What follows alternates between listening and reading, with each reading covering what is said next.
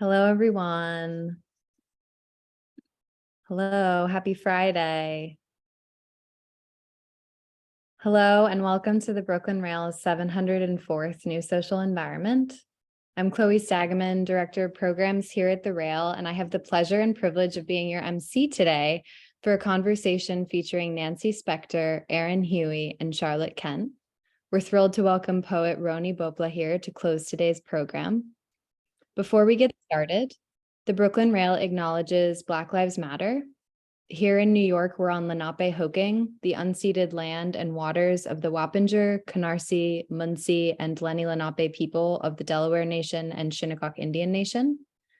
We recognize land acknowledgements are not a replacement for actual necessary decolonial work, but are a reminder of place of the legacies of dispossession and enslavement that sustained and enriched the stolen land that we're speaking from.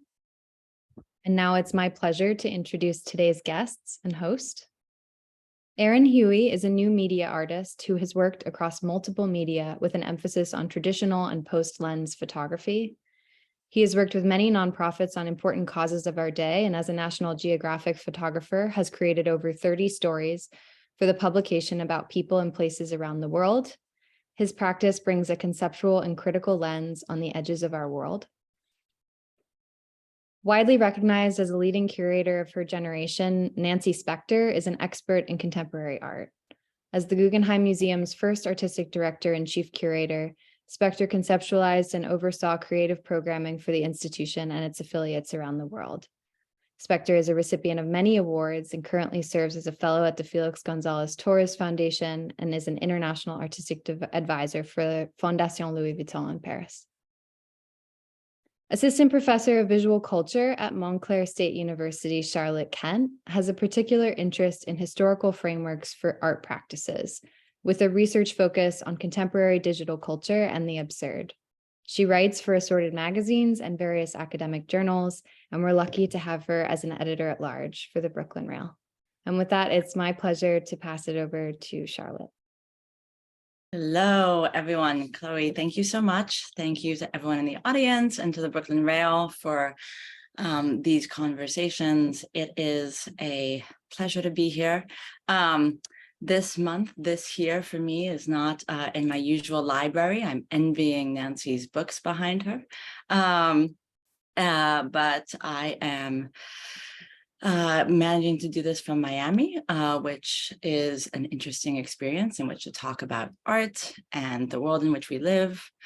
I got to see this show, Paint the Protest, the day that it opened at Off Paradise, and was really blown away. I had been thinking about the column that I also write for the Brooklyn Rail and what I wanted to say going into November. And this show really provided a way of thinking for me and a way of sort of like framing some ideas that had been sort of tickling and not quite settling.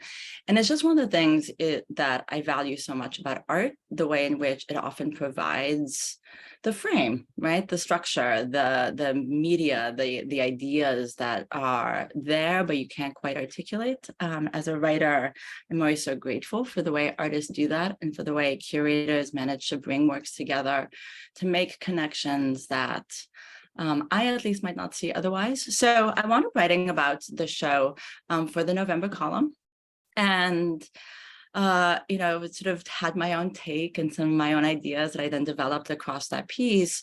But it really sort of struck me that I wanted to have Nancy, who curated the show, and Aaron, whose work was the first work that I encountered upon entering the exhibition at Off Paradise, have a chance to speak for themselves about this show and these works and these ideas, because so often it's not a bad thing that we have all these writers like me out there talking about the works, but it's so valuable to actually get not just our take, but the take that they bring from the work of putting these shows together and these works together.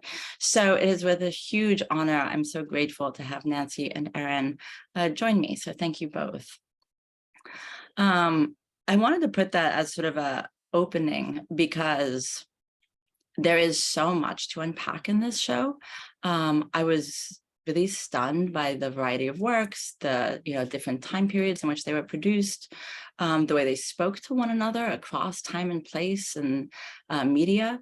So I was hoping, Nancy, to get us started, you might speak a little bit about how you conceived of the show and started putting it together and when that happened.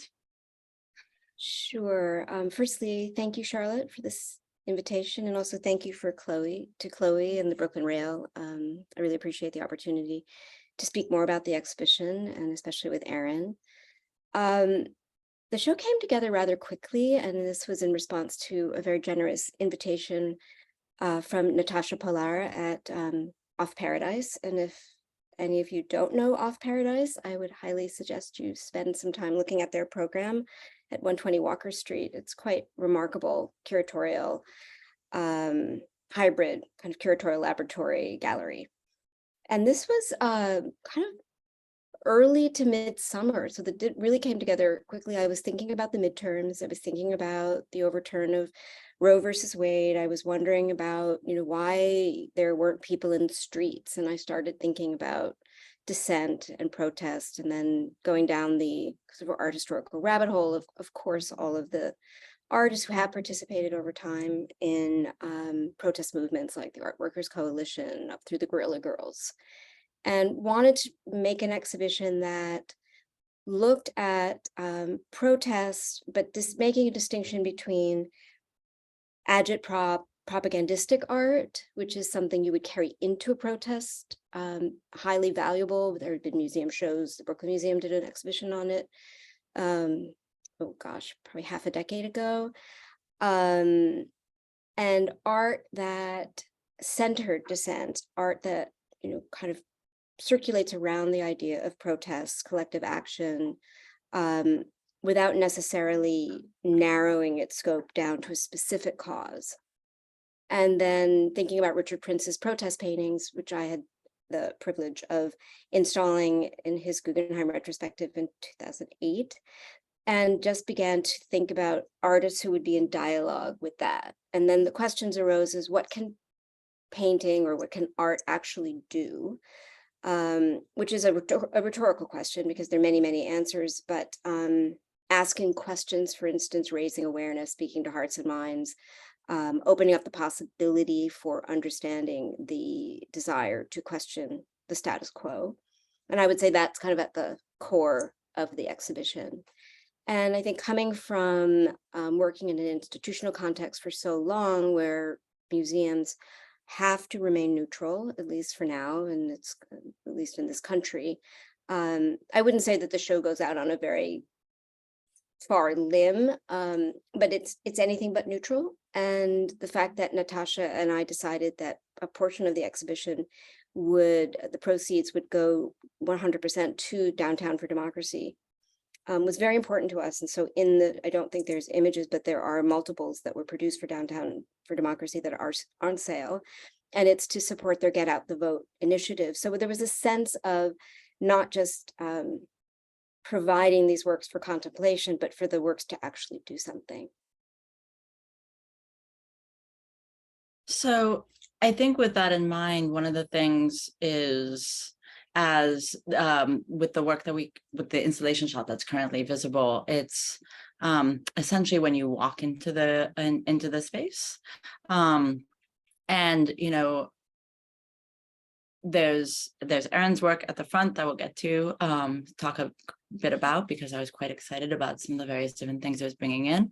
But then maybe, you just because we have a few images of the installation, you could just walk us through a little bit of like how you thought about the positioning. One of the things I just want to say to everyone, if you haven't seen it, is just how lovely it is when you can like walk through a show and there's threads that you can draw on as you're moving, both formally and conceptually.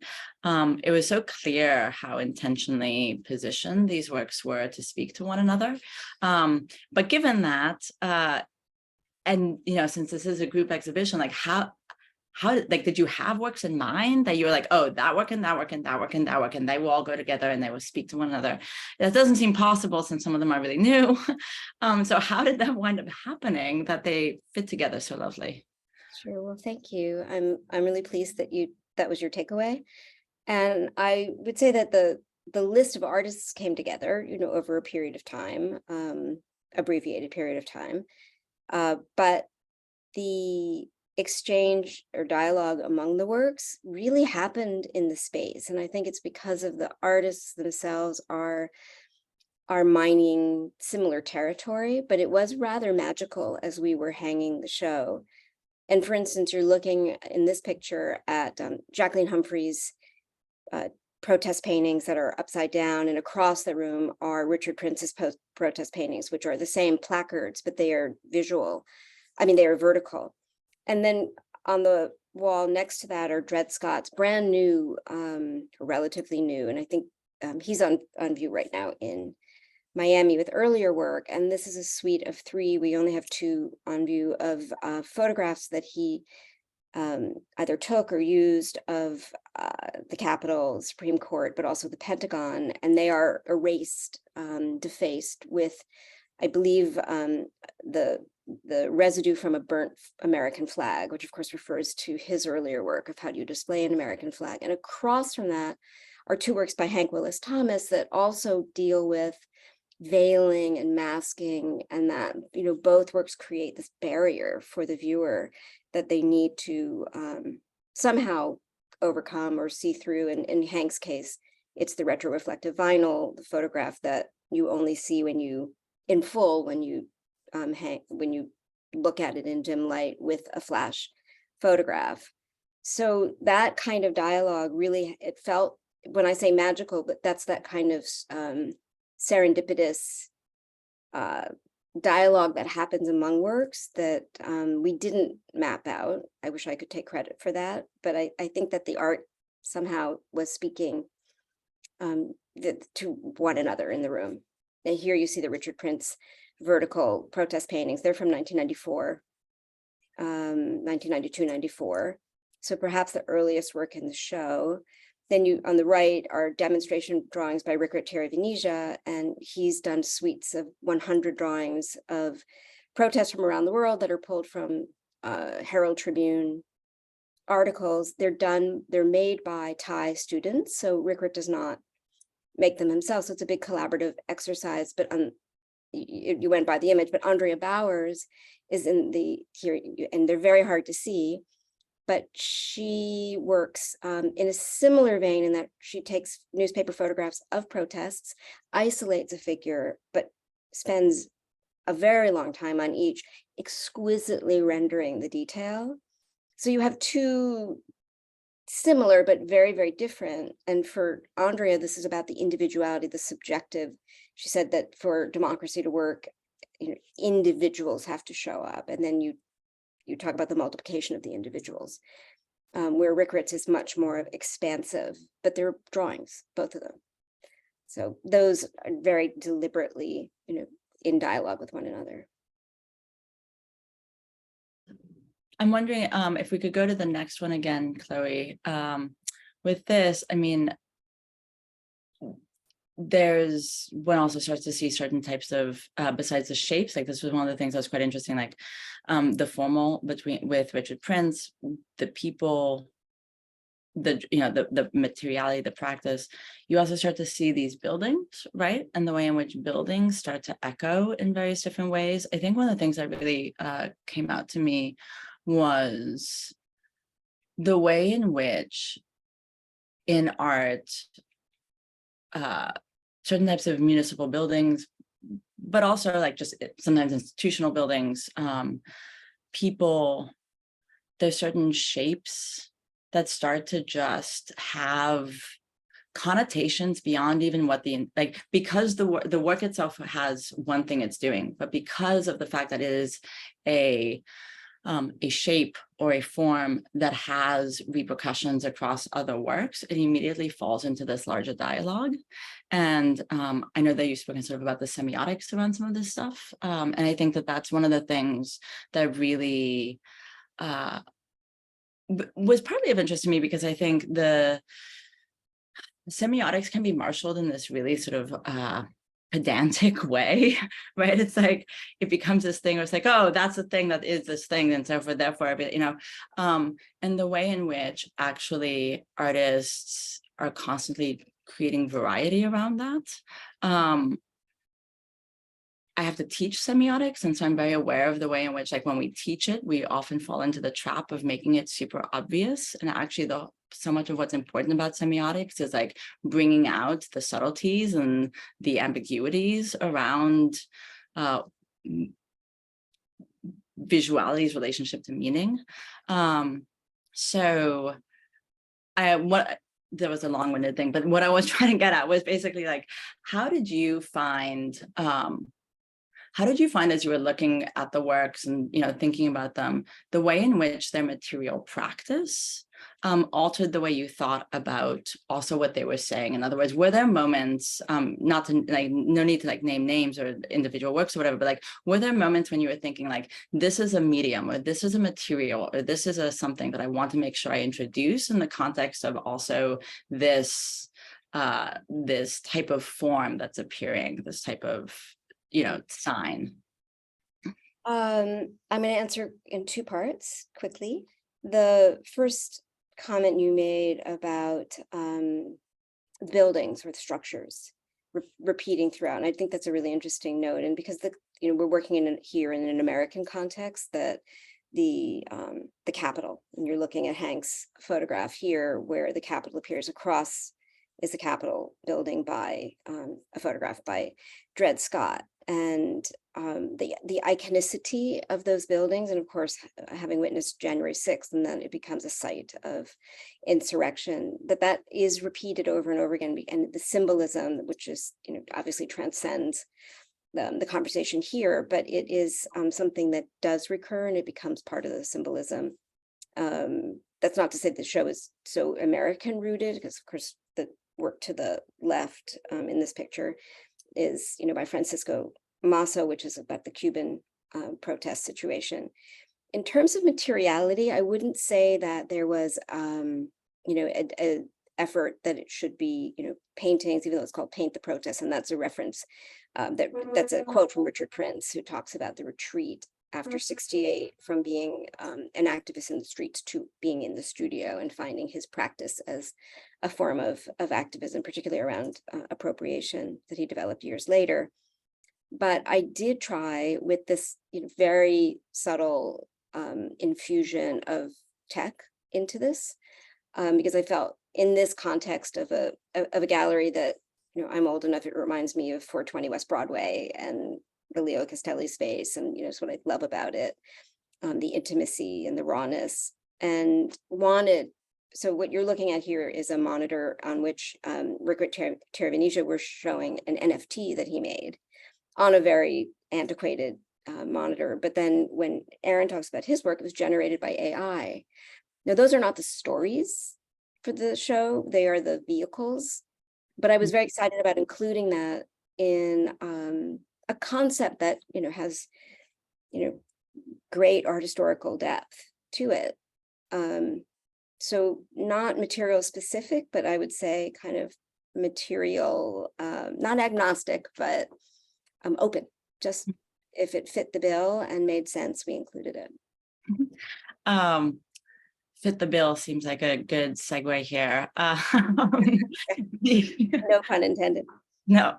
So basically, we'll have to come back to Riocrit's work, because this piece, which you all can't quite see close up here right now,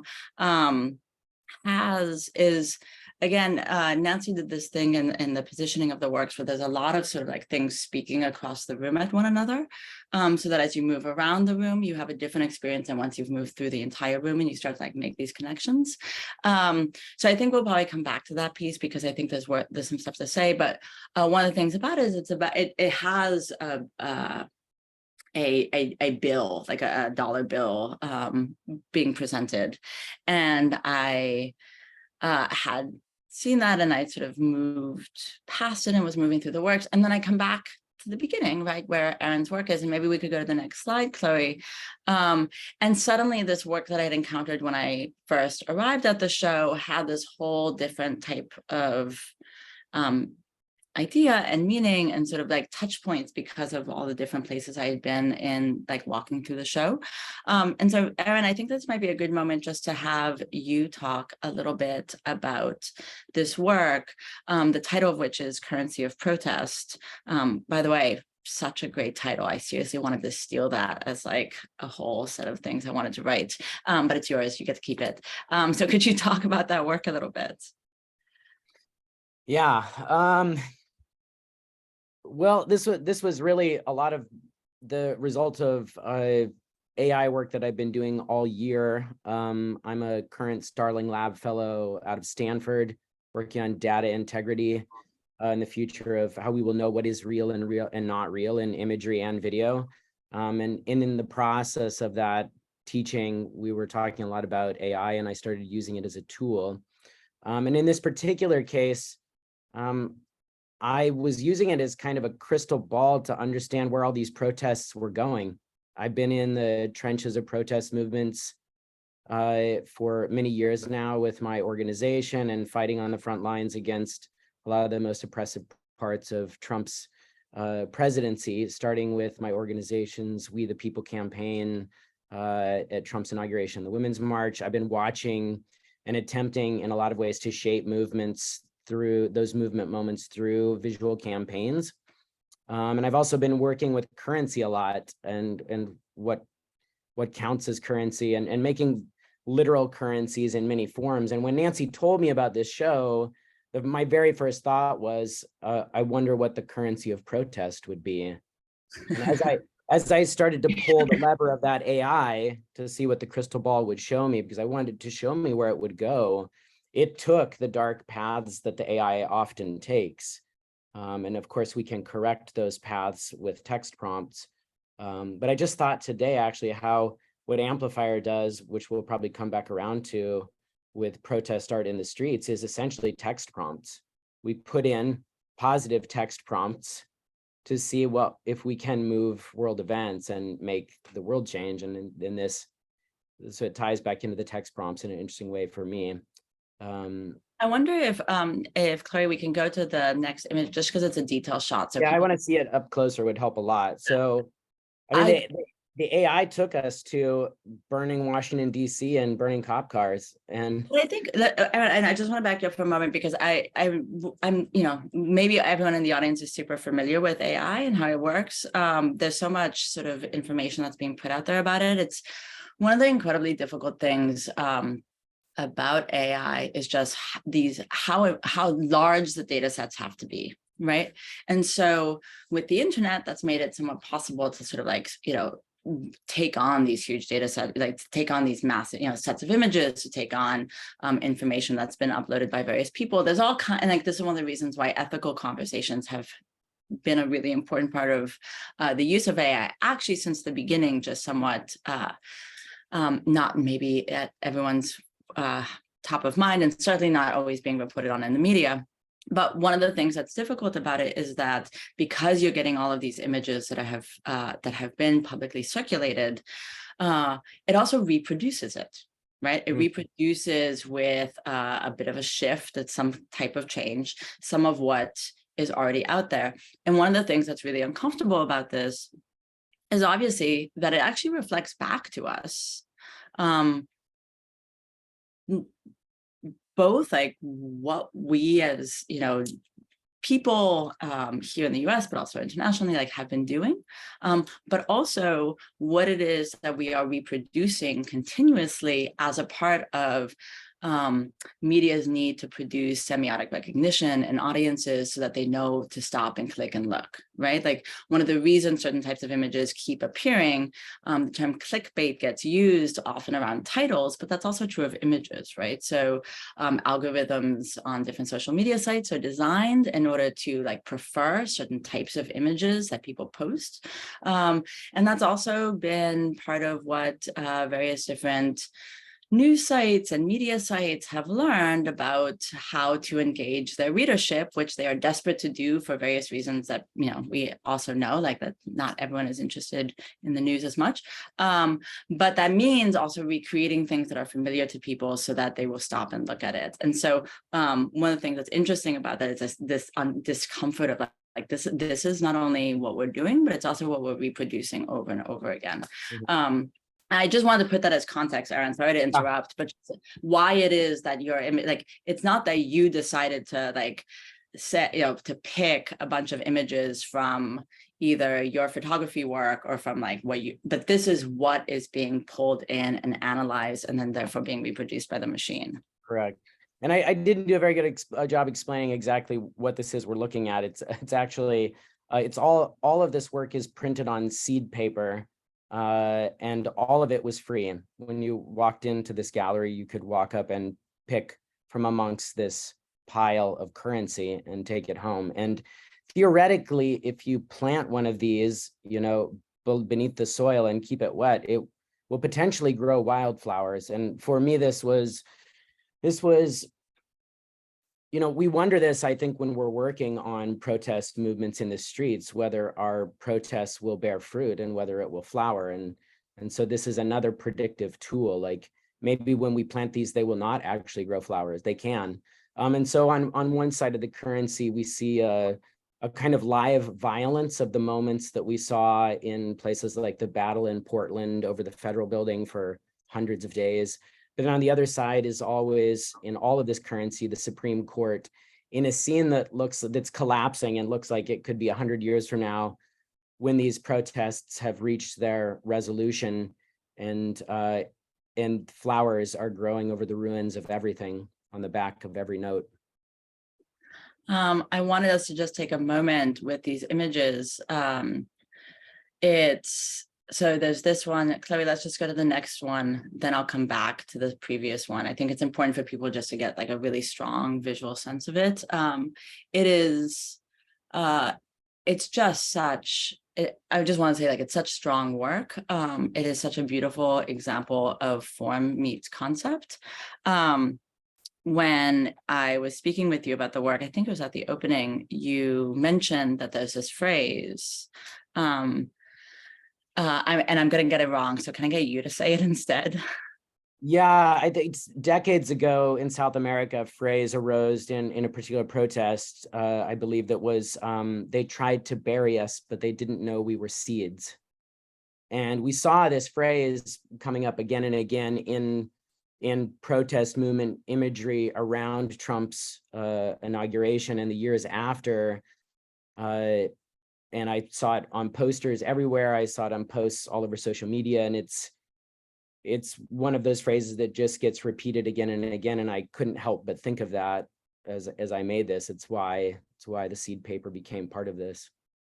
I will say, I mean, I have one of the things that's also interesting about it, and people in the audience, you may have had this kind of experience before, but in this particular context, I feel guilty that I haven't planted it. And that I won't. Like, there's this part of me, right, that wants to hold on to it because I really like what you've made, and I like thinking about it, and I like thinking about this show through your work.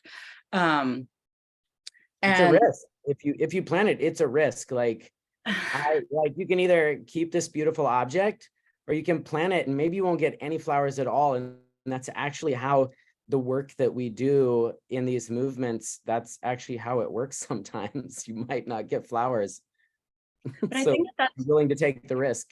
And I think that that's a really important part also of when artists, I'm just going to speak about you in that third person way that's really awkward. So, give me a moment. I think it's one of the things that's really challenging about some of this kind of work, right? Where it's like, we see this work, it implicates us, right? We become, especially with a work like this, where there's the opportunity to plant it. We are made participants if we so choose. And then we also, like in my case, right, this may not be true for others, but like in my case, I then also have to recognize how I'm not, right? Part of the reason I've been thinking about this is I have, when we talk about contemporary art, people often like to sort of positioned around the 60s with certain types of like practices and media developments that happened then. And I don't need to get into a whole argument around that, but like I often like to sort of think of it as earlier, because I think that there are elements that happened earlier. But what's really important about it is history, right? That we see these moments that artists have produced through their work appear over and over again. And we have the chance each time to sort of learn a little bit more. And I was thinking about that in the context of the show and sort of thinking about protest. In the last decade, there's been a lot of like rising up and like wanting to speak about systemic injustices and hegemonic orders that reiterate some of these problems, and a sense of frustration that it hasn't changed yet. And I feel like one of the things that art, in particular the art, as opposed to like Nancy, as you were talking about it earlier, like some of the more sort of like taking it into the street, sort of agitprop type of work that also gets produced, is that it holds us to remember that this isn't immediate, right? That this is like a process of continuous development and change. And so just to say, like, I feel deeply implicated because I feel like that's a really important thing in planting this work, and the fact that I am not yet ready to do that is really difficult. But I think one of the other things I wanted to just say about this, or rather ask you, Aaron, about this work is that you also edited it, right? Like you got these visual images, you have these prompts, and then you also made choices around editing it out. Can you talk about that a little bit? Yeah, I did. I mean, I didn't edit within the image, but this was certainly made from like thousands of images and making a selection of the narrative that I wanted to carry forward. I mean, the prompt started very simply with very simple text prompts of the names of different movements and words like protest and currency. And then there would be some steering. My ADHD just took me off my train of thought. Again, what was well, just that you didn't just accept every image they gave you. No, I didn't accept every image. This is thousands and thousands of images pared down into what I believed worked best together. Mm-hmm. I wanted images that showed people carrying the pickets. We've got the picket sign as the icon of protest is all over the show, and it actually took me a really, really long time to try to get them to surface.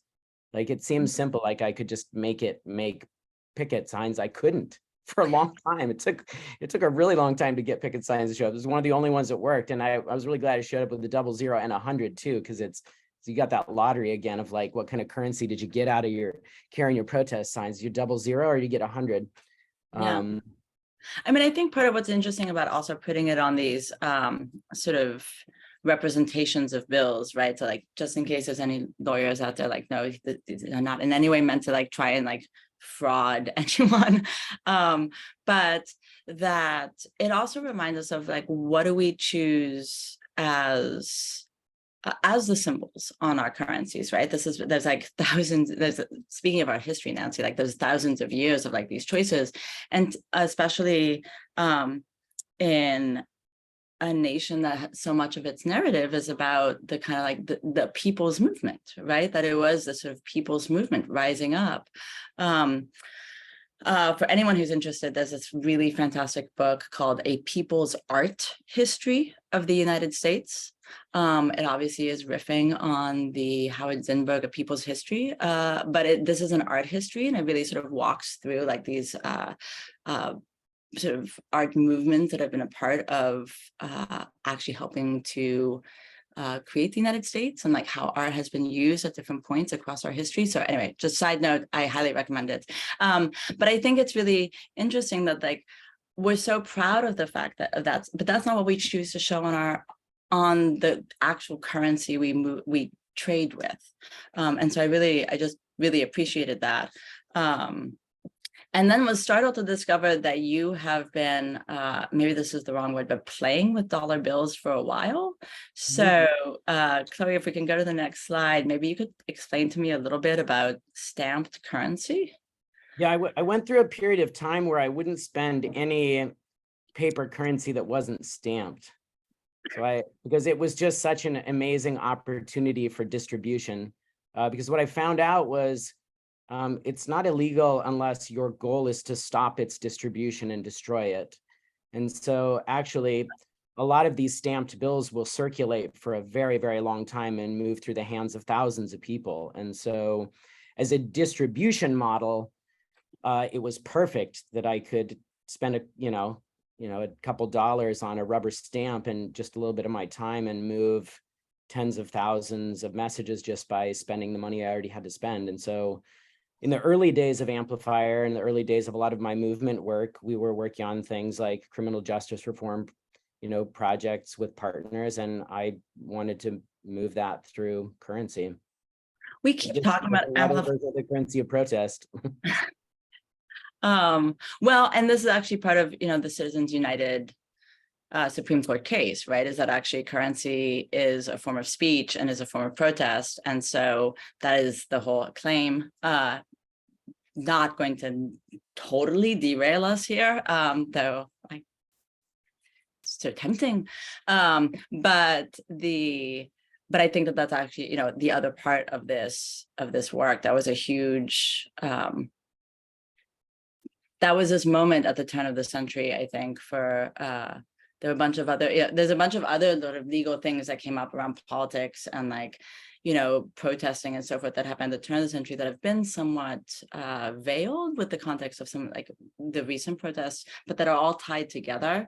And I think it's always interesting to remember the way in which, as we're living it, 5 years, a decade, things can start to feel like these different points in time. But actually, when you take a historical lens on it, you can start to, things get grouped together, right? The 100 Years' War was not actually 100 years of day after day after day, people fighting in continental Europe, but in historically view, it's treated that way, and it provides a certain type of context, right? If we think about some of the things that have been going on in our own country and some of the things that artists have been talking about during this period, you suddenly there's a way of seeing things that I think, at least for me, provides a different kind of hope around what it is we're dealing with, as opposed to some of the frustrations that can sometimes happen as we're experiencing it. I feel like just because you keep talking about Amplifier and some of these other things, we should at least touch on this work for people who are not familiar with it. So a very separate part of your life as an artist is to take some of what you've experienced in terms of needing to produce creative work and transfer and turning that over into this into these organizations and guiding certain types of visual imagery. So can you just talk about that a little bit? Yeah, this is my life as a creative director.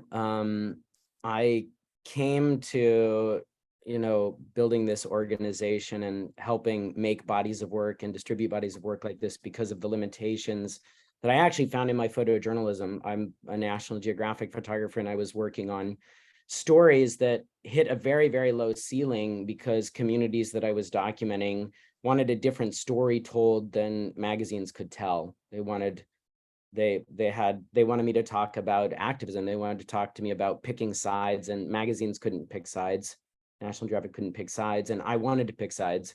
And so I had to start building projects with partners or funding projects that picked a side. And a lot of those first experiments were with partners like Shepard Fairey and the artists in this incredible portfolio on the screen here. And this comes from a long, long lineage of agitprop, as Nancy said, that stretches back many decades and beyond. And it was the logical move for a lot of the causes that I cared about, that if I couldn't make the art, I could help create collaborations and fund that art as a creative director and try to multiply and distribute this work. This was ultimately about, like I said, positive text prompts and mass distribution, not distribution to intellectuals that wanted it for large amounts of money or to put in a gallery, but mass distribution to the people. I think there's another one in here, then another slide. I don't know whether you want to poke me or ask me anything else about this. Feel free anytime to stop me and tell me to. Well, and here it is, we see it being used like in the context, right? It sort of shifts out of that kind of like image that you have in a textbook into like, this is actually, this is the experience people have. They're holding it, they're sideways, they're bent. Like, I think it's a really important part of the kind of tactility that this type of work takes on that to your point, working galleries doesn't. And this, like, the most important thing I think that I can say about this work is it's like, it's unlimited distribution. All of the work has always been created as free downloads so that people can make it and move it in any way possible. And that has meant that there have been literally, maybe at this point, 10 million physical copies of this work distributed. And it's because people download and print it at home, and people turn it into banners and clothing and redistribute it in, you know, digital channels, but infinite distribution for free. Nancy, I wonder if this is an opportunity to ask you to speak a little bit about how you were thinking about the distribution of work and the way in which, obviously, on one hand, like producing a curated exhibition, like provides a lens for people to see works that they might not see otherwise, but also this notion of the increasing distribution of work that's been happening with increased awareness of art. Sure. As a prelude to my answer, it would be that I worked, very extensively early on with Felix Gonzalez Torres in the 90s and did his exhibition at the Guggenheim. And he was a singular artist in looking at conceptual art and the potential for rethinking distribution of imagery, of artwork that was perhaps, rooted in the practice of people like Seth Segalub and the artists who were engaged with him, like Lawrence Weiner, for instance, and Joseph Kosuth, where an artwork would be on a billboard or in a classified ad in a newspaper. So this was the late 60s, mid to late 60s. And Felix aestheticized and adopted it, within a system that still had market value, because he really played with that in his work. But if you know, for those of you who are listening who know his paper stacks or candy spills, they're endlessly replenishable, and everyone who comes can have a piece of it. And in the same way, I think it's very interesting to me, when I met Aaron, it was through the amplifier context. And thinking about that, there is no original, that it's endlessly replenishable and endlessly distributed and used, not in a fine art context, because there isn't with Felix, you can have the certificate of authenticity and you actually own the stack. Here, there's no ownership. But with Aaron's currency of protest, I was really interested in bringing it into a gallery context. And when we spoke about his involvement in the show and this desire to make the currency of protest, we both understood pretty early on and implicitly that it had to be free, which is different in a gallery context, because things are, it's a different type of environment. And but the decision was made, and Natasha was very much a part of that, we would produce it, and we would make sure that everyone had access to it. And as Aaron said, the beauty of money, of course, and it's not real money, but that does pass from one hand to the other, to the other, to the other, and what more brilliant way than having incendiary or inspiring messages on that. And I believe Joe Magid recently did a penny project with Creative Time that has a similar ethos of distributing pennies into culture that had inscriptions on them. Mm-hmm. So Aaron and I are in discussion, and does it stay just like this? Does it get eventually enshrined in more of an art context so that there can be a custodianship, and that someone can make sure that it does continually be reproduced and available, which might require ownership? But that's an open-ended question at this point that I find very exciting. Chloe, can you shift to the next slide? Yeah, because I think it's important to like see these back to back because of how we think about moving this work. That was one of the reasons why I actually wanted to have this. Because of some of the semiotics we were talking about before, I think one of the things that I was hoping, Nancy and Aaron too, that maybe you could help me get more articulate about is that there's a way in which when artwork is produced that is that has a message, like currency of protest.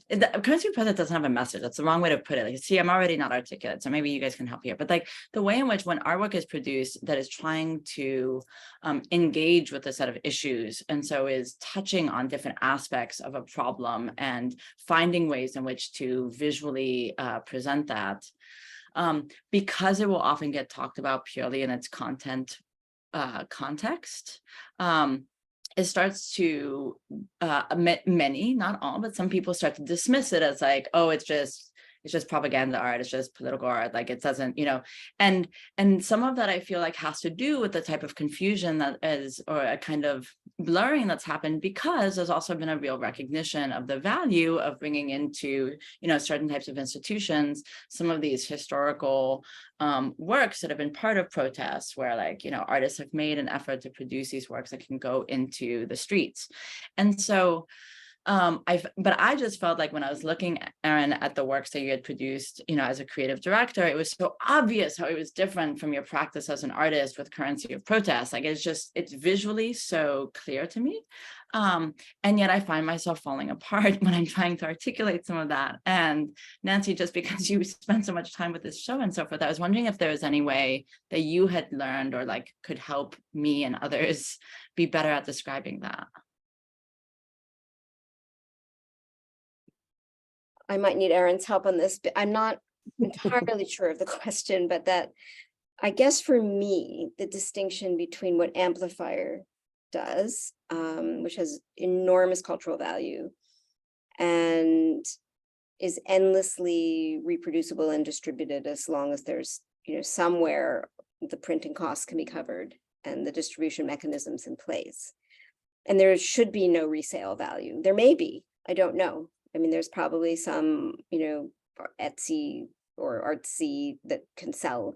Similarly, people try to sell the sheets from a Felix Gonzalez Therese stack, which really, it's very deliberately has no value. It might have emotional value, but not monetary. This work is yet to be defined, and that's what I love about it. And Aaron, you can argue with me if you think that, but what I love that it's in this liminal space because it's in an art gallery. It's an open edition, which means everyone who can come can take one, and you can't buy it. It's not for sale. One day it might be necessary if it's going to enter into the art world system and be sustained. Because for something like this, unless it's an endless flow of grant money and someone's going to, see to it that this continues, and I think it should. And I also love the idea that it can evolve. It's AI, so the prompts can change, and Aaron can update it, and Aaron can have different thoughts about, the where he'd like to direct the AI to the extent possible. Which I love this idea of a living work. But eventually, there might be a custodian or a DAO, for instance. If you want to get into technology, it's a group of people who come together, and it's bought with crypto, and they all have a say. But that somebody needs to take that responsibility of ownership to sustain its, I think, if it's in an art world context. But I like the fact that we don't know yet. It's really exciting to me. And I feel like that will work out over time. But if we tried to force it right now, like when Natasha and I discussed it for the show, if we said, well, it has to be for sale, it would have truncated all of its possibilities at that moment. Aaron, I'm wondering, like, you're wearing a hat, so maybe that's why this metaphor came to mind, but like, do you have to put on different hats as you go from like, creative director mindset to like, being committed enough to working with the AI that it can actually start to generate the types of things? Like there is this kind of conversation that has to happen right in that process. It's a different practice. Do you have to did you find, like, were there different hats, or how do you distinguish for yourself sometimes what you're sitting down to do? Yeah, I mean, the kind of text prompts that I do when I work with a nonprofit endeavor trying to reach tens of millions of people are different than the text prompts that I use if I'm making work for a show like this. I mean, if I'm working on and behalf of movements that are literal other 501c3s marching in the streets and trying to change laws, I have to think very differently about what 1 to 7 words represent that mission and that movement. And it's really, in a lot of ways, it's an extreme oversimplification of whatever the story is. Currency of protest is the opposite of that. It's a complication of the narrative. Whereas, like, if I make something for a movement, it's got to be something that anybody can get within a half of a second, like where there's no thinking about it at all. Which is interesting because I talk with friends at like For Freedoms about this, and when I think about the work that that collective and my peers are doing there, we approach from really different ends of the spectrum. There's a much more intellectual vibe with that work that's speaking to one kind of mind, and we're trying to hit people in the absolute deepest part of the trenches, like where people are going to catch it out of their corner of the eye and get the entirety of the story in, at a glance.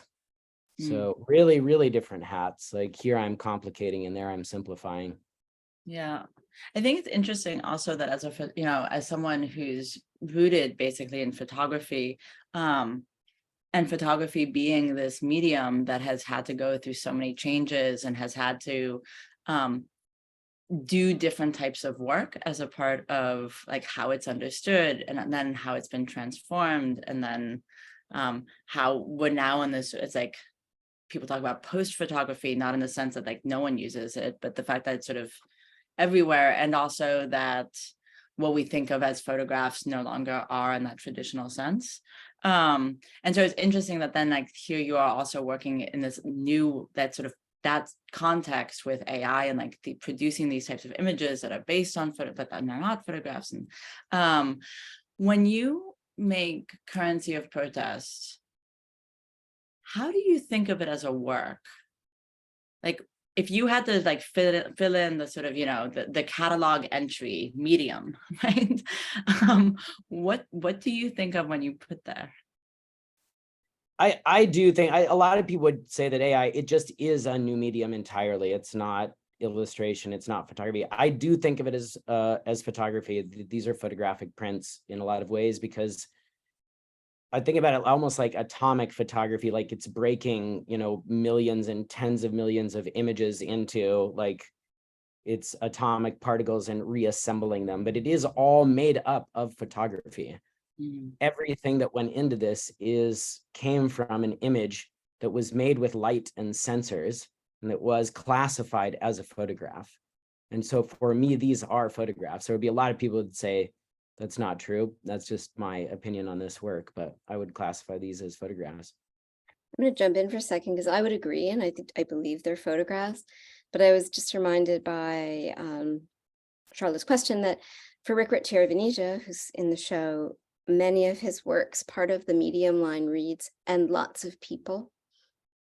So I do think that the DNA of this work is that it's distributed and it's in so many hands. It's not a photo album. It's not really a pile.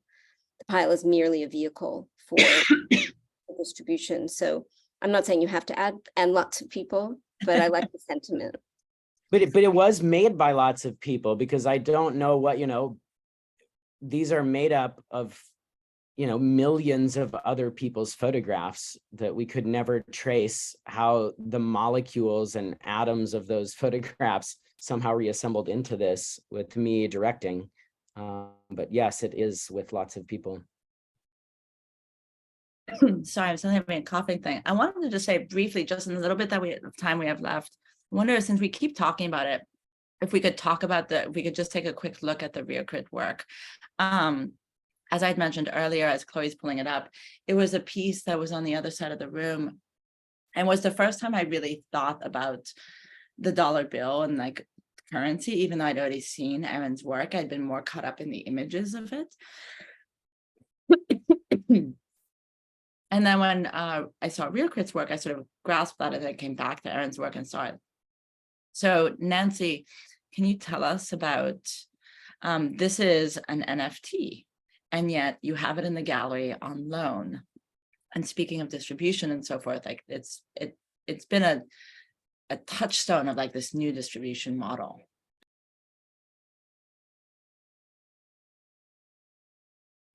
I think you're muted. Very quickly, I had known about this work, but when I understood what Aaron was proposing for his contribution, I thought this would be a lovely inclusion because of the dollar bill. This is an animated GIF that was made into an NFT by RealCrit, and the $100,000 bills are actually from the 1930s. They were minted in the United States for during the Depression when wire transfers were very slow. So it was to move money from bank to bank, but it was really a failure. Probably because of the size was too cumbersome, but it was in some ways that I think RealCrit was playing with the crypto, at that point, in 2021, the great wealth, and it's a pirate based on Bluebeard. So that I wanted to include it in the exhibition also just as a kind of little bit of a sleight of hand that it's a NFT that looks like a video that's on an antiquated monitor. And Chloe, if you could scroll up for a second, I'll just quickly make one tiny note the other way, sorry.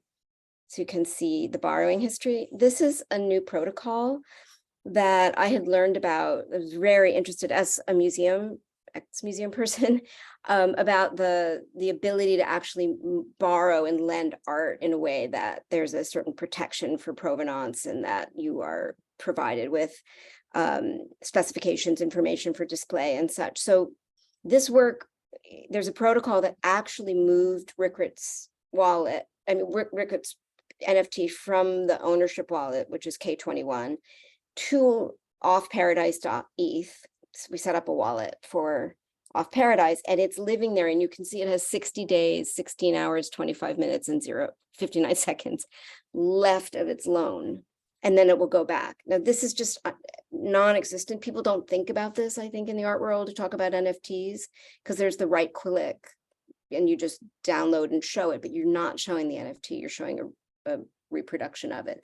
So there's just a little, interest point here that I wanted to make about potential for NFTs, for artists to, be able to know that this exists, to move their works around and such. So. But I think it's also interesting, and I appreciated the fact that you included it in the show, and the fact that it's been the world of NFTs and crypto art and the way artists have engaged with it has also been itself, right, a very explicit, for many of them, a type of protesting current systems, whether it's market or whether it's, ideas about the art world and market, or whether it's, just wanting to, in some cases, using it as a sort of way of thinking about other types of like economic and political issues. And because of the fact that it has also been articulated as a way for artists to, digital artists in particular, to be supported for work that is otherwise endlessly replicable online. It's just it brought in some interesting like notes for me around some of the ideas of like sharing work, but also still making sure that artists are recognized for this invaluable labor they do. Yeah, this retains the uniqueness. This is a one of one, and that it's the exchange is completely on chain. So there's no paperwork. It will always be recorded in this. This is a protocol called RQDQ. It's lending history will be recorded on the chain, on the blockchain forever. So it's record keeping as well. But I think it empowers the artist to not have to go through the, necessarily the machinations of a gallery or a museum to do a proper loan. So I do think there's great potential for this. So I definitely showcasing the piece because I think it really worked so beautifully with Aaron's contribution, but I really like this kind of subtext. Mm-hmm. I'm recognizing that I should probably wrap this up, but I just wanted to, before I do that, see if there were any questions either of you had for each other, since I've been hogging the mic, as it were.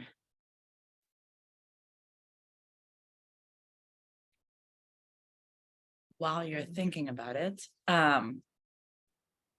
I wanted to just sort of maybe close on the fact that, you know, leading up to this show, there was a lot of political anxiety, and that remains on some level, but also there's like a palpable reduction in it, and yet the show is going to stay up through January, so people continue to be able to see it, but also the political landscape continues to proceed as it does. What is your take, given, you know, Aaron, for you, the continuous work that you do, both as a creative director, but also as an artist who's engaged with these really important, you know, topics, and Nancy, thinking about like this show and its sort of duration, about protests seeming to be momentary. It has the word itself has this like often this sense of like the protest is that day, it's that moment, right? Versus a longer time frame. Or I think of it as almost permanent. It's very hard to think of it as a momentary thing. It feels like we never really got out of the trenches. I think every once in a while we pretend like we've got some breathing room, but the amount of things that we have to fight for to protect human rights and democratic rights and our children's rights and our reproductive rights are a permanent state of activism or protest, and that I actually think that unfortunately that can never end. If it does, we're in trouble. I would also add, and I agree completely with you, Aaron, that something else I learned from Felix Gonzalez Torres, and he really adamantly believed that all art is political. This work in this exhibition clearly deals with the language of protest, but his argument was that nothing that enters the art system is devoid of ideological systems that we've all inherited, and one needs to look at that when understanding and appreciating and engaging with art. So I think that that's always an ongoing set of questions to bring to bear. And, you know, again, this is an art show with a philanthropic dimension, since we're engaged with Downtown for Democracy. But I would also say that, you know, artists like, you know, Sharon Hayes, we didn't mention, and Hank, and, you know, people, and Aaron, and people who are devoting their careers, their lives to, you know, asking these questions and making work that makes us think that the art world is a microcosm of the rest of the world. And I really think that the more we argue for decency and fairness and transparency and honesty and openness, you know, and all of those words are, you know, really, really critical. And that's my takeaway from, you know, from making this show. I want the conversation to continue, and I want it to spill into the streets, and I want it to spill into, you know, the galleries and the museums and the studios. This is a never-ending necessary exercise. Mm-hmm. one can even argue that in a representational democracy, it would be false to think it ever should. Right. Right. On Crazy that, is not the answer. on that, I feel like it is time for me to step back and give other people a chance to ask you both questions about this. There's a lot I didn't get to, so I may have to follow up with you both with all the more questions I have, but thank you for answering the ones I was able to ask. And Chloe, it's back to you now. Thank you so much, Aaron and Nancy and Charlotte, for that incredible conversation. Very generous. We do have a few questions from the audience, and the first is going to be from GE. GE, I'm going to allow you to unmute to ask directly. Thank you very much, Chloe. watching this afternoon, it's wonderful, and it activates so much in us, I think. And it seems though everything we do today is obviously eventually going to become history. And art obviously can serve as a way of preserving important historical events. Can you talk a bit about how this art and this show is or isn't a memory preservation as well?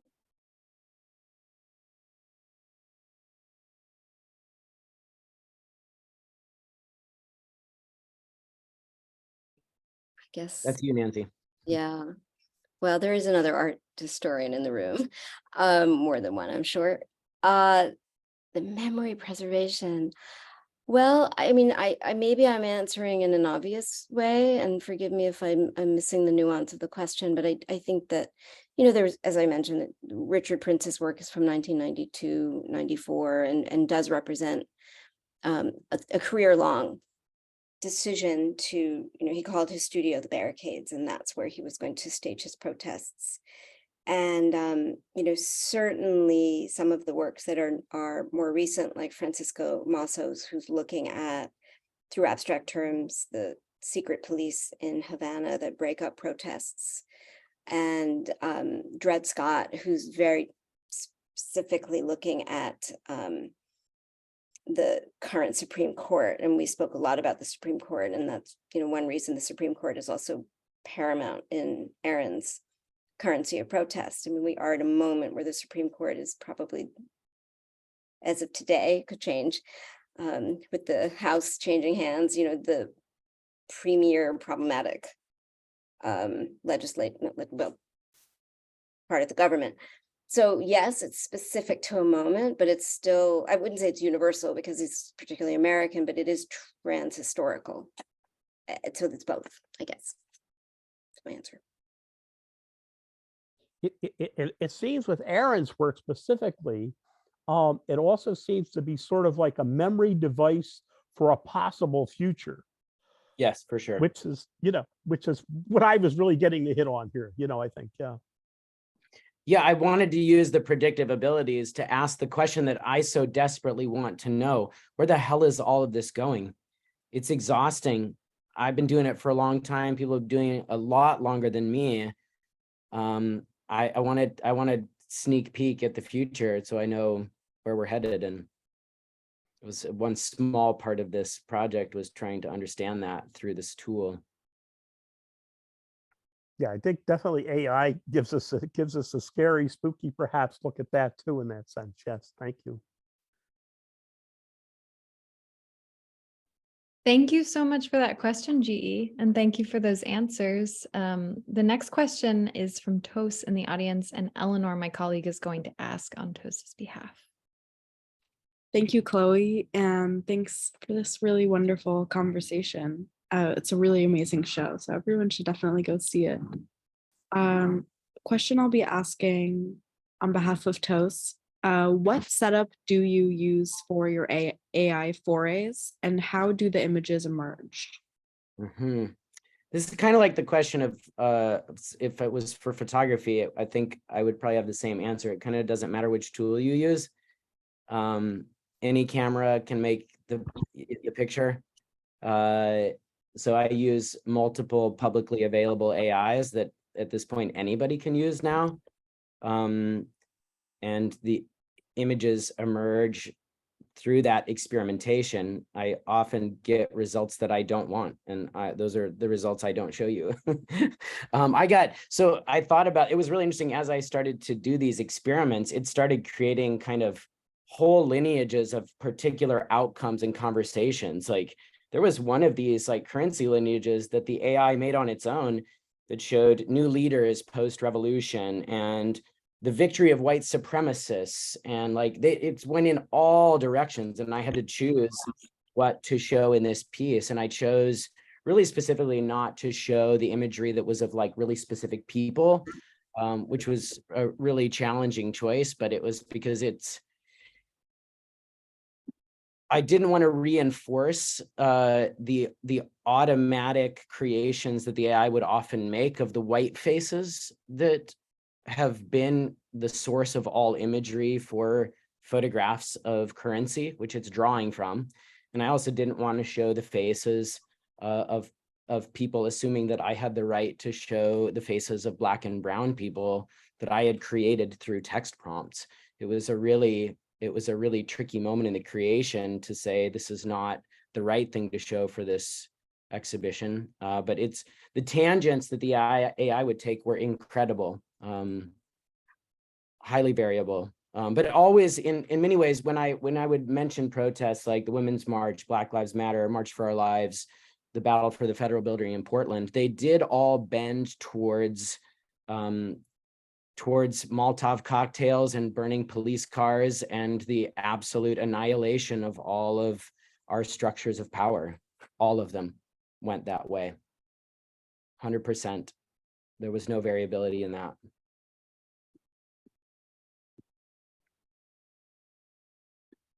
It's a happy note to end on for that little speech. Thank you.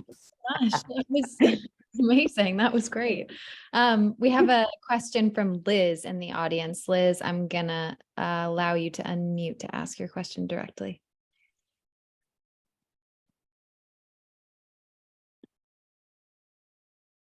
Hi there. Can you hear me? We can. Oh, wonderful. This has really been kind of a very inspiring conversation, even given all the anxiety of the times that we're living in. For the most part, I feel like the works in this exhibition promote a kind of a curiosity and an optimism, even though we're sort of very uncertain about how productive our activities are when we do become activists. And I'm wondering if being optimistic and being positive and in looking forward was something that was deliberately part of the curation process.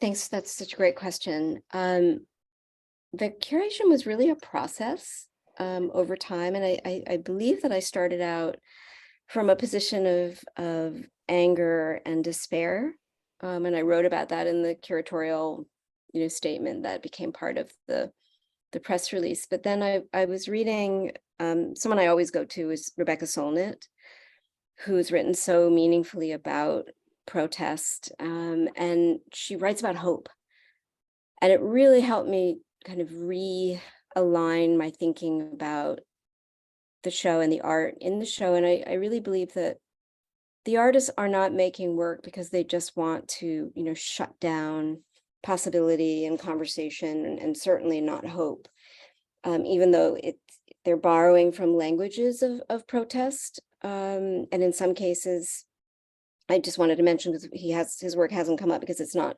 visible. Raven Chacon, who did a field recording and the Standing Rock demonstration of a silent protest, which is a sound recording in the exhibition, about the hope and strength gained from people coming together in silence. It's a kind of counterpoint to this imagery across the gallery of demonstrations and the cacophony that one could imagine if you could hear a painting.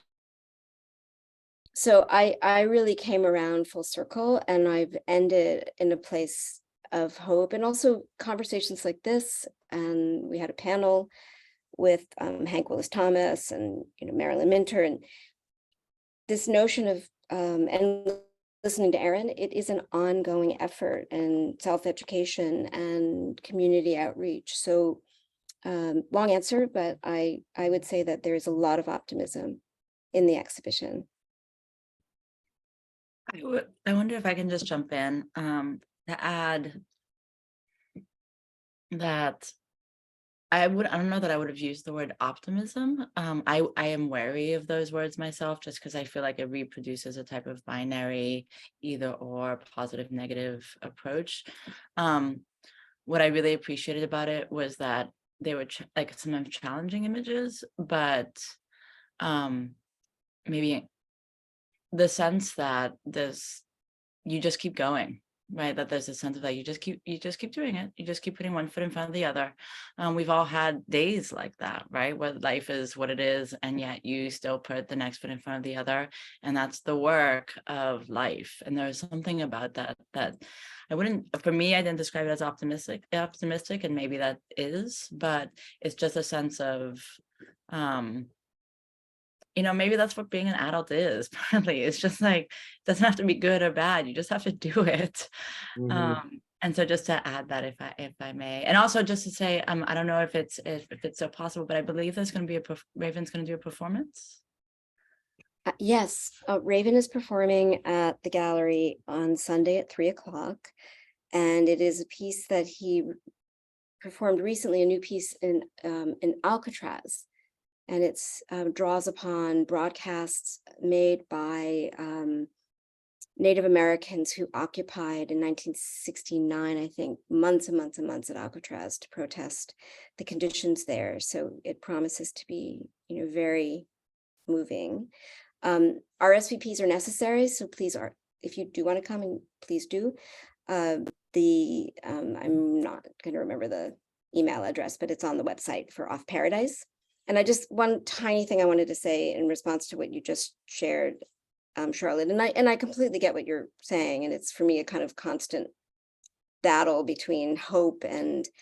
When I started thinking about the show, I was expecting the midterms to really be a bloodbath, as we all began to, because of the ridiculous distraction of the media, and thinking that all subsequent programming was going to be a kind of coming together and hand-holding and crying and planning. And that's not the case, which is wonderful. It's certainly not the best outcome, but it is, to me, a signal that possibility is there. And that this conversation, in whichever corner of the world one finds themselves, the art world, the other industries, to continue it. So I don't know if that's optimism, but it's a certain kind of energy that I think is critical to not let go of. Thank you so much for those answers to the questions and for this inspiring dialogue today. We encourage everyone who's here today and watching later on YouTube to go see the show, which is on view until January 27th in 2023. And now I'm going to transition to poetry. It's a Rail tradition to end our community events with a poetry reading. And it's my pleasure to introduce Rhony Bhopla, who will be reading for us today. Give me one moment. Rhony Bhopla is a poet and visual artist. Her poems and book reviews have appeared or are forthcoming in Notre Dame Review and Harvard Review, among others. Her acrylic and collage artworks are annually featured in the Crocker Art Museum's Big Names Small Art Auction. She serves on the board of directors for Women's Wisdom Art, where she supports community wellness through creativity. Rhony is a member of the Mapmakers Alumni Institute and holds a Master of Fine Arts in Writing from Pacific University. When she's not writing or painting, she enjoys cooking and gardening. Please join me in welcoming Rhony, and we're really looking forward to your reading, Rhony. Thank you, Chloe. Heirlooms. There's always someone who loves gold. Bouillon, boudoirs, and bathtubs. Yusuf Komunyakaa. One morning, you find yourself in a corridor of a back room, standing over a kneeling locksmith. He is drilling the lock of your mother's safe. Check everything, she had said. It feels as though you just arrived in America. There are situations you have never been in before, and this is one of them.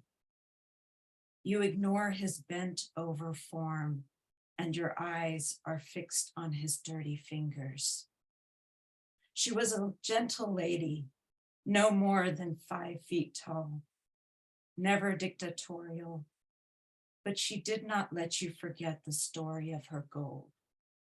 Karnataka mines exploded with fine technical precision, spewing dust on crops craters and mercury and cyanide in the Kaveri River, the order of life in pursuit of 24-karat gold, tiaras for religious idols, and gold Mangalsutra with Kala Pota. You picture the locksmith with a soiled face, like he is in an Emile Zola novel about miners trapped underground. He gets lost, and his body is swallowed by an explosion. From London to San Francisco, your mother wore it all while holding a vomit bag under your chin. She looked gorgeous in topaz earrings with rubies set in gold. She'd say, "This is yours, this is yours, and this is yours." You blush. The man groans, says something about his bad knees. You reach for the box as he holds it over his head.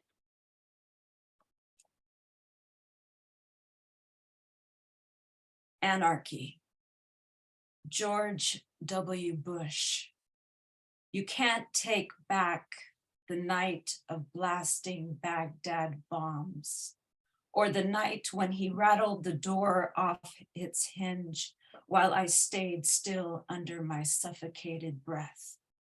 I can't take back his fist against my mother, or when I said to my mother, "Go back to India, bitch." Bitch, you can't take it back. It's like me trying to take back the Hindu swastika, hidden in homes on mantles, not in temples. You can't take it back. You can't take back shrapnel embedded in flesh, or the tattoo anklet worn by a beach girl who once dreamed of love. Innocence, you can't take it back. You can't take that back. A moment of belief, the argument that genocide has a role in the world of karma, and because life just works like that.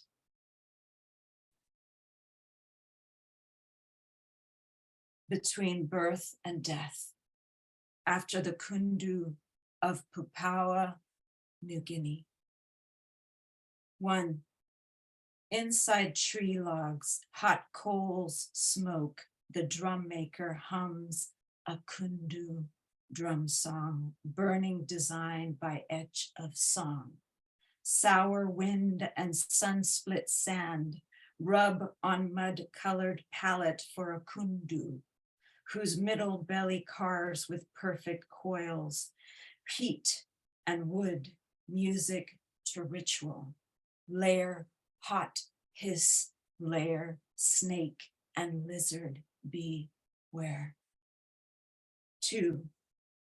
Goat hide for voice of tabla and daga stretched hollow for tap and hit tone dong.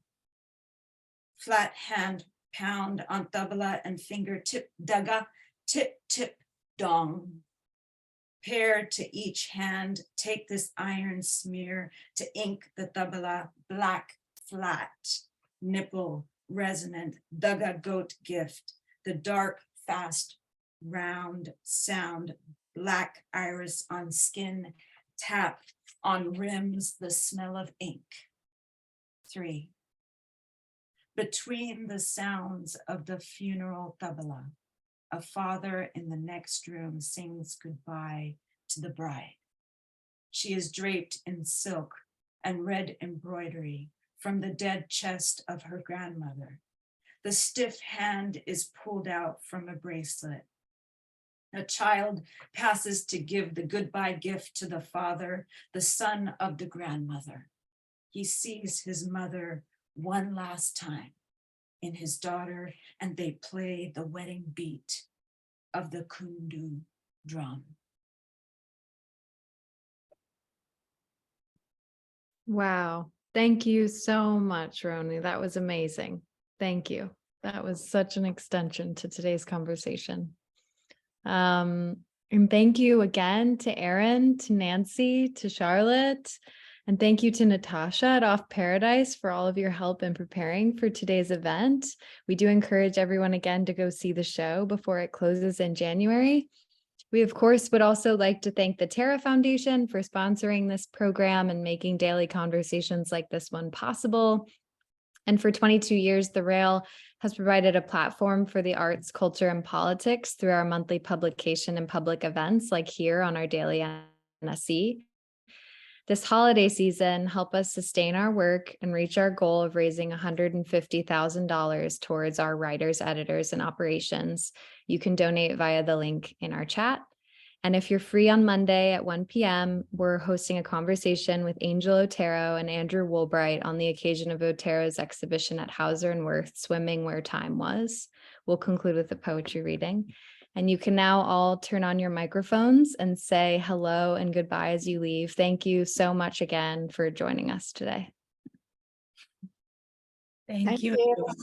Thank you. Thank everyone. you. Thank you, guys. Bye. So much. Happy Thank you. Friday. Thank you so much, everyone.